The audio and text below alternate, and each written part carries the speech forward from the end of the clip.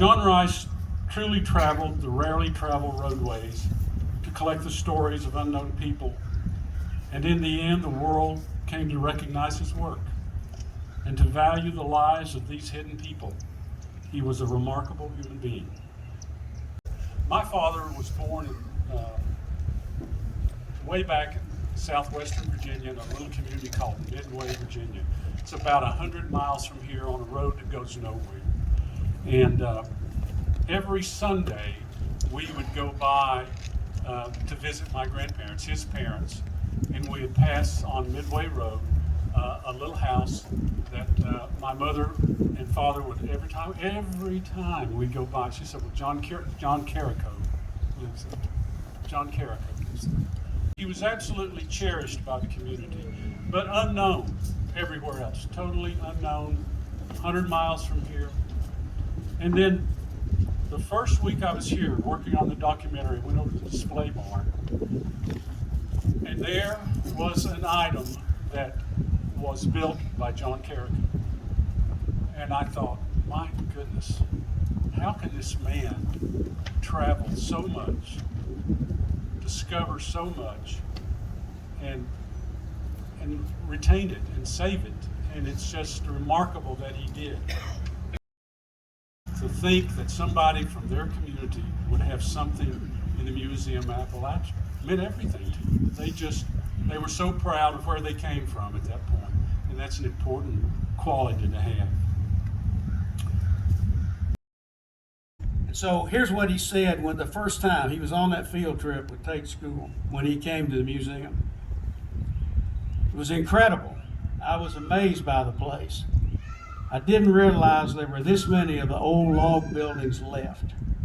I just wandered the grounds, absorbed in it all. After the field trip, I went back to the museum and wandered the grounds some more. I still go there a lot. When I walk those grounds, I can actually hear voices from my past. I can hear my dad. I can hear my grandma. I can hear my mother's voice singing those old Baptist and Pentecostal songs, never hitting a tune, but in a voice that is so rich and with such pureness of heart, it makes the song what it is meant to be. I could absolutely feel the past come alive in me. I realized there was so much more I was missing. I made a commitment to learn about mountain people, about mountain ways, and mountain trades. That's the impact it had on him, and I know it had that same impact on a lot of you. Now, I used to tease John Rice mercilessly. I always told him he was part P.T. Barnum, part Uncle Jesse Duke from the Dukes of Hazzard, and part Kaz Walker. John Rice was a historian, he was an educator, he was a writer, an entrepreneur. He made us proud to be from Southern Appalachia. We know the impact that he had, and we owe it to the future generations to keep him going. I don't know whether it was Cormac McCarthy or Alex Haley who recommended John Rice for the MacArthur Genius Award, but I know what the genius was. The genius was matching all those artifacts, which some people call junk, with a story. And he would stay up to 2 or 3 o'clock in the morning printing out those stories and attaching them to the artifacts. But what we remember and celebrate today is that the main lesson he taught us is that we don't have to go far out of our own backyard to find something important and interesting. And how fortunate we are that for 91 years, that's something special that was so interesting in our own backyard was John Rice Irwin. He would tell us to chew our victuals good. Don't shuffle our feet when we walk. He taught us how to identify tree. We could not walk from one end of the property to the other without him asking, do you know what that tree is? Do you know what that bush is? He taught us how to dig potatoes. He also taught us how to get free labor out of your grandchildren in the garden.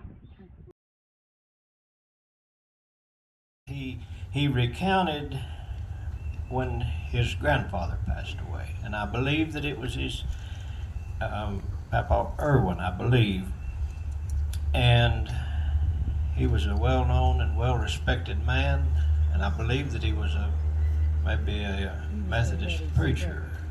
And when he passed away, he was old, and people came from all over Big Valley and the surrounding area and piled in.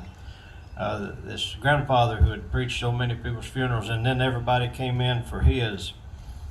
And the theme of the man who preached that funeral, he said, speaking of John Rice's grandfather, he said that it all boils down to, it's a good man gone home. And John Rice said that of Charlie. And John Rice was a character, and he had his ways.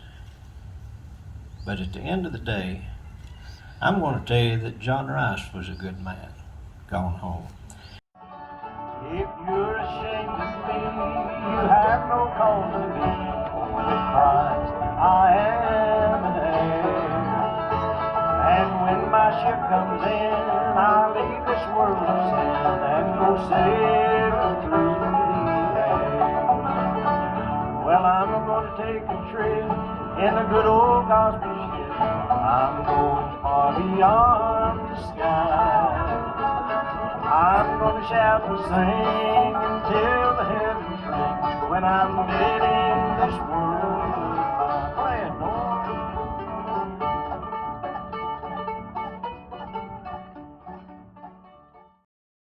The sweetest days are the days it used to be. The saddest were